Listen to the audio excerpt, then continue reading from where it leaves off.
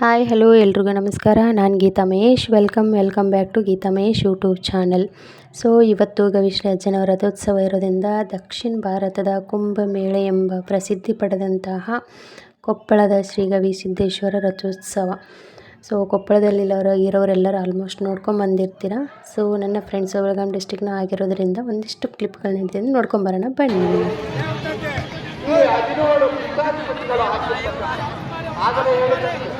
ಗವಿಮಠದಲ್ಲಿ ಜಾತಿ ಪಂಗಡ ಇದೆ, ಭಾಷೆ ಇದೆ, ಮತಗಳಿದೆ, ಲಿಂಗ ಭೇದವಿಲ್ಲ, ವರ್ಣ ತಾರತಮ್ಯವಿದೆ. ಯಾರು ಗವಿಸಿದ್ದಕ್ಕೆ ಶರಣಾಗಿ ಬರ್ತಾರೋ ಅವರೆಲ್ಲ ಸಾಕ್ಷಾತ್ ಗವಿಸಿದ್ದೇಶ್ವರನೇ ಅಂತೇಳಿ ಅಪ್ಪಿಕೊಳ್ಳುವಂತ ಮೈಗಡುವಂತ ಆ ಒಂದು ಕ್ರಿಯೆಯನ್ನ ಗವಿಮಠ ಮಾಡಿಕೊಂಡು ಬಂದಿರತಕ್ಕಂಥದ್ದನ್ನ ನಾವೆಲ್ಲ ಗಮನಿಸಬಹುದು.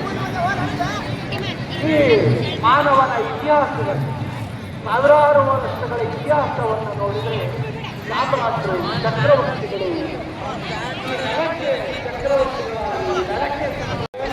ಇಲ್ಲಿ ಪುಣ್ಯವಿದ್ದರೆ ಈ ಕೊಪ್ಪಳ ಗವಿಸಿದ್ದೇಶ್ವರನ ಜಾತ್ರೆಯನ್ನು ನೋಡಿ ಎನ್ನುವಂತಹ ಒಂದು ವಾಣಿಯನ್ನ ಇಲ್ಲಿ ನೆನೆಸುತ್ತಾ ಈ ಜಾತ್ರೆಯಲ್ಲಿ ಕಣ್ಣು ಇರಬೇಕು, ನಡೆದಾಡಲು ಕಾಲು ಇರಬೇಕು. ಹಾಗಾಗಿ ಕಣ್ಣು ಹಾಯಿಸಿದಷ್ಟು ಜನ ಇಲ್ಲಿ ನಡೆದಾಡಿದಷ್ಟು ಮುಗಿಯಲಾರದ ಯಾತ್ರೆ ಇದು ನಮ್ಮೂರ ಜಾತ್ರೆ, ಗವಿಸಿದ್ದೇಶ್ವರನ ಒಂದು ಜಾತ್ರೆಯಾಗಿದೆ. ಇನ್ನೇನು ಕೆಲವೇ ಕೆಲವು ನಿಮಿಷಗಳಲ್ಲಿ ರಥೋತ್ಸವಕ್ಕೆ ಚಾಲನೆ ದೊರೆಯಲಿದೆ. ಈಗಾಗಲೇ ಲಕ್ಷ ಜನ ಇಲ್ಲಿ ಈ ರಥೋತ್ಸವದ ಮೈದಾನದಲ್ಲಿ ನೆರೆದಿರುವುದನ್ನು ನಾವು ಕಾಣ್ತಾ ಇದ್ದೇವೆ. ಪ್ರತಿಯೊಬ್ಬರೂ ಸಹಿತ ಇಲ್ಲಿ ಗವಿಸಿದ್ದೇಶ್ವರನ ನಾಮವನ್ನೇ, ಗವಿಸಿದ್ದೇಶ್ವರನ ಜ್ಞಾನದಲ್ಲಿ ಗವಿಸಿದ್ದೇಶ್ವರನಿಗೆ ಹರಕೆಯನ್ನು ಮುಟ್ಟಿಸಬೇಕು ಅನ್ನುವಂತಹ ಒಂದು ಕಾರಣದಿಂದ ಎಲ್ಲ ಭಕ್ತಾದಿಗಳು ಕ್ಷಣಗಣಿಗಾಗಿ ಇಲ್ಲಿ ರಥೋತ್ಸವದ ಚಾಲನೆಗಾಗಿ ನಮ್ಮ ಹರಕೆಯನ್ನು ಮುಟ್ಟಿಸಬೇಕು ಅನ್ನುವಂಥ ಕಾತರದಿಂದ ಕಾಯುತ್ತಿರುವುದನ್ನು ನಾವೆಲ್ಲ ಇಲ್ಲಿ ಕಾಣ್ತಾ ಇದ್ದೇವೆ. ಲಕ್ಷ ಜನ ಇಲ್ಲಿ ಭಕ್ತಿಗೆ ಆತನಿಗೆ ಭಕ್ತಿಯಿಂದ ಶರಣಾಗಲಿಕ್ಕೆ ಬಂದಿರತಕ್ಕಂಥವ್ರು.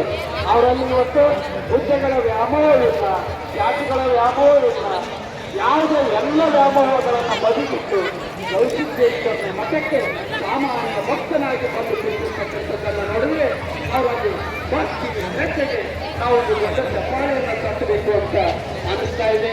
ಹಾಗೆ ಅವರೆಲ್ಲರ ಒಂದು ಬೆಂಬಲ ಪ್ರೋತ್ಸಾಹ ಶ್ರೀಮಠಕ್ಕೆ ಇರೋದ್ರಿಂದಲೇ ಶ್ರೀಮಠ ಇವರು ಅನೇಕ ಜನಪರವಾಗಿರ್ತಕ್ಕಂಥ ಕಾರ್ಯಕ್ರಮಗಳನ್ನು ಕೈಗೊಳ್ಳಲಿಕ್ಕೆ ಸಾಧ್ಯವಾಗಿದೆ ಅನ್ನುವಂಥ ಮಾತನ್ನ ನಾವು ಹೇಳ್ತಾ ಇದ್ದೇವೆ. ಇದೀಗ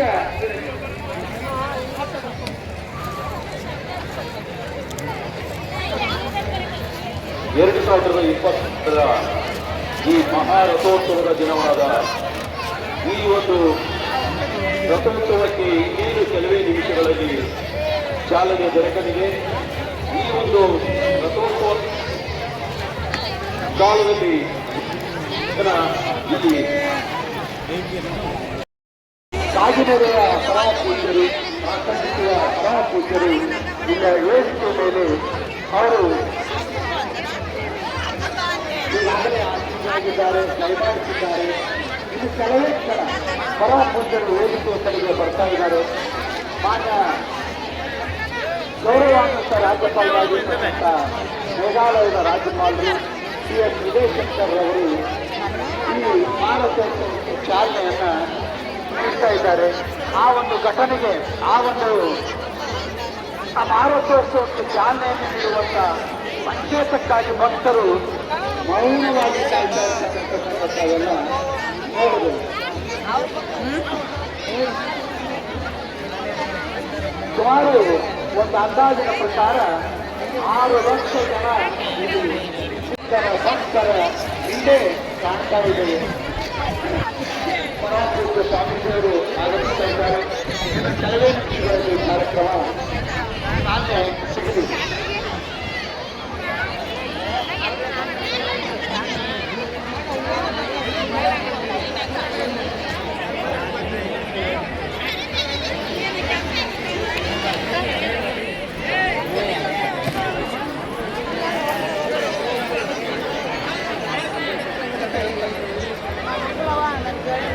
ಸೂರ್ಯ ಮುಳುಗಾಕ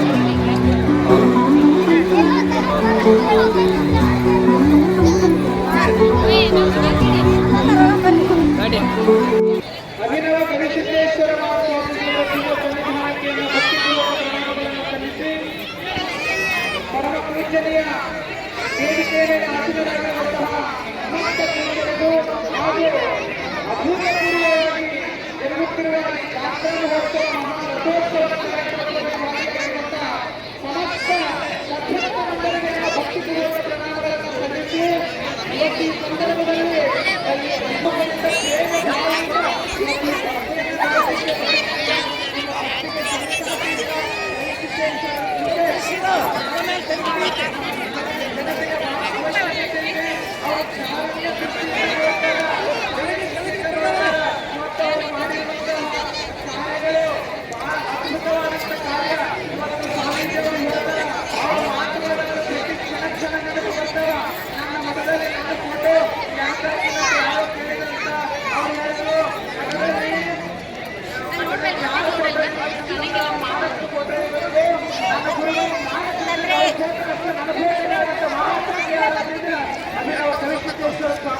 ಮತ್ತು ಬಹಳ ತ್ಯಾಗ ಭಾವದಿಂದ ಇಷ್ಟೆಲ್ಲ ವೈಭವ ನಡೆಸಿದ್ರು.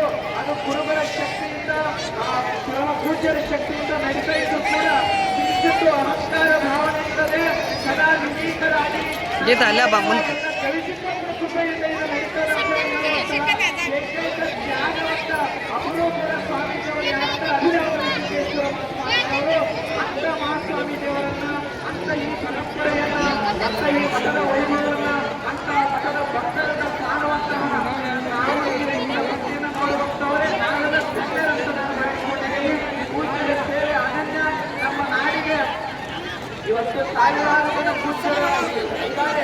ಆದರೆ ಎಲ್ಲರಿಗೂ ಮಾದರಿಯಾದ ಸ್ವಾಮಿಯವರು ನಮ್ಮ ಕೊಪ್ಪಳದ ಗಡಿಮಠ ಇವತ್ತು ನಮ್ಮ ಜಗತ್ತಿಗೆ ಸ್ವಾಮಿ ಕುಲಕ್ಕೆ ಗೌರವವನ್ನು ಕೊಟ್ಟಿದೆ. ಸ್ವಾಮೀಜಿಯವರಿಗೆ ಇವತ್ತು ಹೆಚ್ಚಾಗುತ್ತಿದೆ. ಪರಮ ಪೂಜ್ಯರಿಂದ ಈ ಮಠದ ಪರಂಪರೆ ಇವತ್ತು ನಮ್ಮ ನಾಡಿನ ಅಧ್ಯಾತ್ಮದ ಶೈಕ್ಷಣಿಕವಾದಂತಹ ಒಂದು